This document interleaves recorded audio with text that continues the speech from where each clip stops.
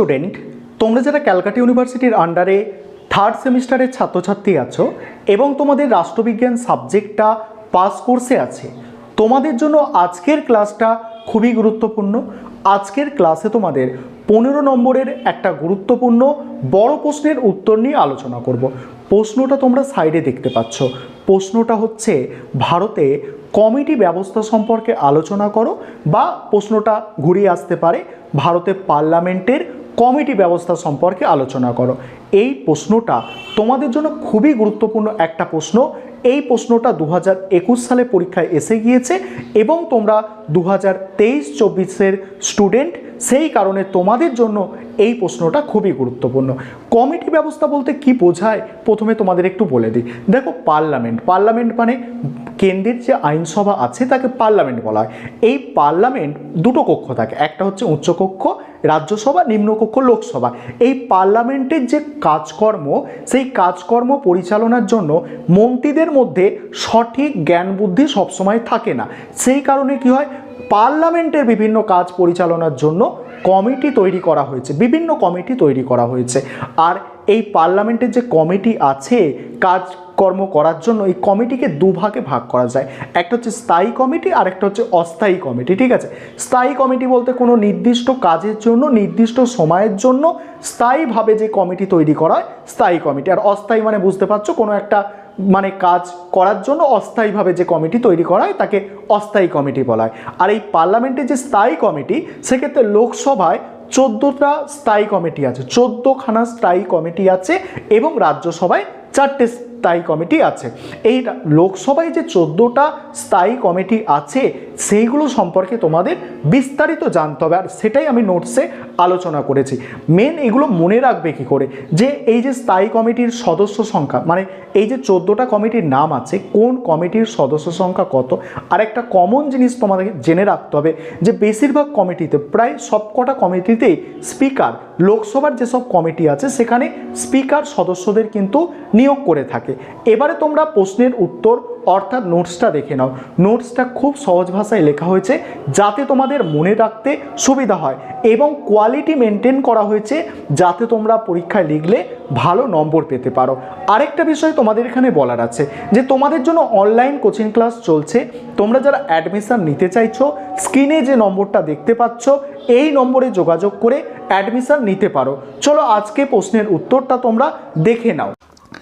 এবারে তোমরা প্রশ্নের উত্তরটা দেখে নাও। আজকে যে প্রশ্নটা ছিল, ভারতে কমিটি ব্যবস্থার ওপর একটি টিকা লেখো। অ্যান্সারটা তোমরা বুঝে নাও।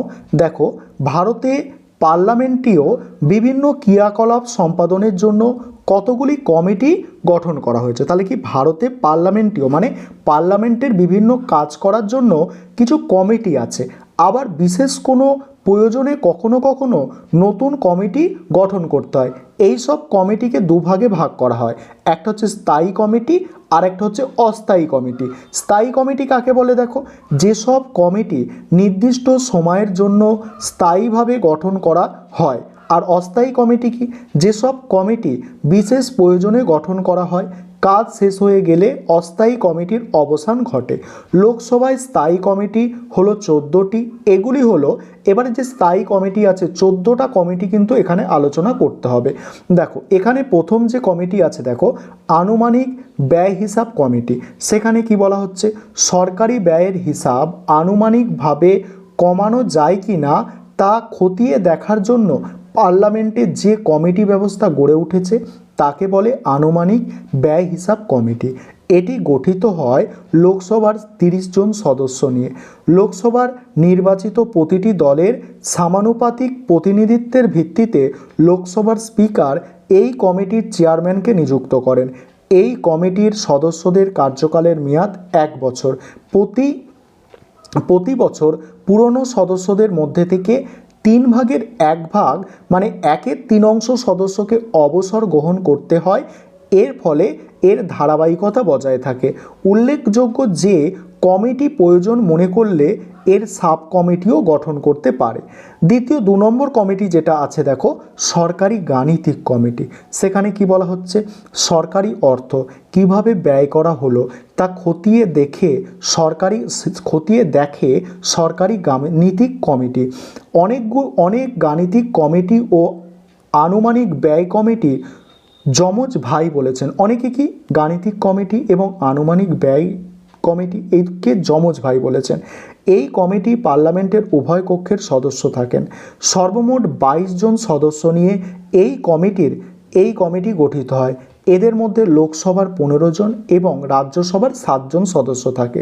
লোকসভার দলের সংসদ সংখ্যার সমানুপাতিক নীতি অনুসারে সদস্যদের নির্বাচন করা হয়। গাণিতিক কমিটির চেয়ারম্যান নিযুক্ত হন স্পিকার কর্তৃক বিরোধী দলের সদস্যদের মধ্যে থেকে। তারপরে 3 নম্বর পয়েন্ট হচ্ছে, 3 নম্বর কমিটি যেটা নিয়মাবলী সংক্রান্ত কমিটি। এখানে কি বলা হচ্ছে দেখো, লোকসভার অধিবেশনের শুরুতে নিয়মাবলী সংক্রান্ত কমিটি গঠন করা হয়। এই কমিটির সদস্যগণ স্পিকার কর্তৃক মনোনীত হন এবং এর সদস্য সংখ্যা হলো 15 জন। স্পিকার নিজেই এই কমিটির চেয়ারম্যান হিসাবে কাজ করেন। এই কমিটি লোকসভার কার্যপদ্ধতি ও নিয়মকানুন বিষয়ে আলোচনা করে এবং এক্ষেত্রে কোনো পরিবর্তনের প্রয়োজন হলে সে ব্যাপারে এই কমিটি সুপারিশ করে ও পরামর্শ দেয়। তারপর পরের যে কমিটি আছে দেখো, 4 নম্বর কমিটি কার্য পরিচালনা বিষয়ক পরামর্শদাতা কমিটি। পার্লামেন্টের স্থায়ী কমিটিগুলির মধ্যে এটি অন্যতম গুরুত্বপূর্ণ কমিটি, কারণ স্পিকার নিজে এই কমিটির চেয়ারম্যান হিসাবে কাজ করেন। এই কমিটির সদস্যগণ স্পিকার কর্তৃক মনোনীত হন। 15 জন সদস্য নিয়ে এই কমিটি গঠিত হয়। এই কমিটির সদস্যদের কার্যকালের মেয়াদ 1 বছর। সরকারি বিল এবং কার্য পরিচালনার ব্যাপারে কতটা সময় ধার্য করা হবে তা কার্য পরিচালক বিষয়ক পরামর্শদাতা কমিটি ঠিক করে। তারপরে 5 নম্বর পয়েন্ট, বেসরকারি বিল ও প্রস্তাব বিষয়ক কমিটি। স্পিকার কর্তৃক মনোনীত 15 জন সদস্য নিয়ে বেসরকারি নিম্ন ও প্রস্তাব বিষয়ক কমিটি গঠিত হয়। এখানে নিম্ন হবে না, এটা বিল, ঠিক আছে, বেসরকারি বিল ও প্রস্তাব, এটা বিল ও প্রস্তাব বিষয়ক কমিটি গঠিত হয়। যেসব বেসরকারি বিল সংসদে উত্থাপনের জন্য জমা দেওয়া সেগুলির গুরুত্ব অনুসারে সাজানো ও শ্রেণী বিভাজনের কাজ এই কমিটি করে থাকে। এই বিলগুলির মধ্যে কোনটি উত্থাপন করা যায় এবং তার জন্য কতখানি সময় দেওয়া যায় প্রভৃতি বিষয়ে এই কমিটি স্পিকারের কাছে সুপারিশ করে থাকেন। তারপরের পয়েন্ট হচ্ছে দেখো, আবেদন বিষয়ক কমিটি। আবেদন বিষয়ক কমিটিও 15 জন সদস্য নিয়ে গঠিত হয়। স্পিকার এই সব সদস্যদের মনোনীত করেন। এই কমিটি গঠিত হয় 1953 খ্রিস্টাব্দে। দেশের জনগণের সঙ্গে এই কমিটির একটি প্রত্যন্ত সম্পর্ক বিদ্যমান, কারণ জনগণ যদি কোনো বিল সংক্রান্ত কিছু জানতে চায় তাহলে আবেদন বিষয়ক কমিটি সংশ্লিষ্ট আবেদন বিষয়ক বিলটিকে বিচার বিবেচনা করে সংশ্লিষ্ট রিপোর্ট লোকসভায় পেশ করে। তারপরে 7 নম্বর হচ্ছে দেখো, বিশেষ অধিকার বিষয়ক কমিটি। সেখানে কি বলা হচ্ছে, 15 জন সদস্য নিয়ে বিশেষ অধিকার বিষয়ক কমিটি গঠিত হয়। এর সদস্যগণকে স্পিকার মনোনয়ন করেন। স্পিকার এই কমিটির চেয়ারম্যানকে নিয়োগ করেন। তবে ডেপুটি স্পিকার যদি কমিটির সদস্য হন তাহলে পদাধিকার বলে তিনিই হবেন এর চেয়ারম্যান। যেসব বিষয়ে অধিকার ও অব্যাহতি লোকসভা ও তার সদস্যগণ ভোগ করেন সেগুলির ব্যাপারে কোনো সমস্যা দেখা দিলে অথবা এই বিষয়ে কোনো প্রশ্ন দেখা দিলে এই কমিটি তার বিচার বিবেচনা করে লোকসভায় সে ব্যাপারে সুপারিশ করে এবং এই বিষয়ক রিপোর্ট পেশ করে। তারপরে 8 নম্বর হচ্ছে সরকারি প্রতিশ্রুতি বিষয়ক কমিটি। সেখানে কি বলা হচ্ছে, মন্ত্রী ব্যতীত লোকসভায় 15 জন সদস্য নিয়ে এই কমিটি গঠিত হয়। সদস্যগণ স্পিকার কর্তৃক মনোনীত হন। লোকসভার যেসব স্থায়ী কমিটি আছে তাদের মধ্যে এই কমিটি ব্যতিক্রম চরিত্রের। তারপর দেখো, মন্ত্রীগণ লোকসভায় যেসব প্রতিশ্রুতি দেন সেই সব প্রতিশ্রুতি তারা যথাযথভাবে পালন করছে কি না তা দেখা এবং সেই ব্যাপারে লোকসভার কাছে রিপোর্ট পেশ করে। তারপরের পয়েন্ট হচ্ছে দেখো অধস্তন আইন বিষয়ক কমিটি। এই কমিটি 15 জন সদস্য নিয়ে গঠিত। স্পিকার এই সব সদস্যদের মনোনীত করেন।